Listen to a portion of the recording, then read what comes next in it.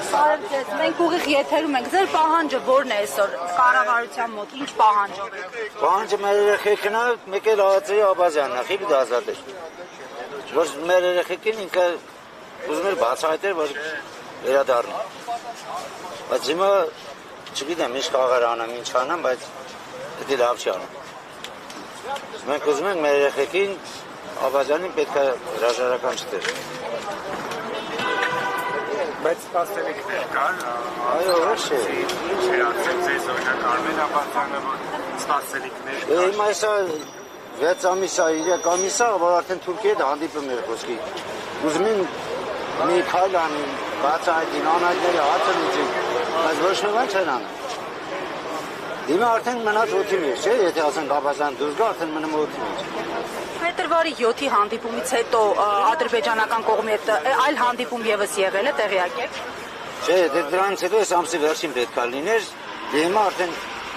բան չանի։ Բայց ձեր պահանջը Նիկոլ Փաշինյանից որն է։ Մեր երեխեքը։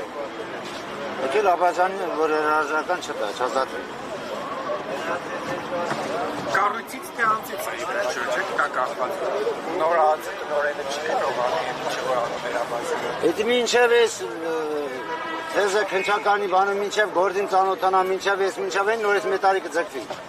Իմը սեպտեմբերի 28-ն ալա, 5 տարի շինց է։ Բայց իրանք չեն պատկերացել։ Այսինքն չչլելով դետա նորից այն 90 թվերի 30 տարի չէ, չի կարա դες բանը։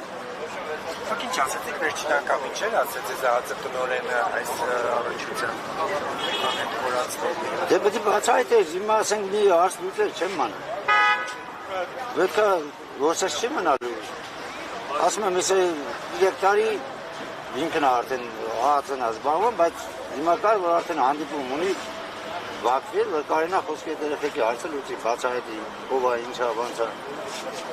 Շատ բան է կա, բայց դե մի ասելու չի, չեմ։ Շնորհակալ եմ։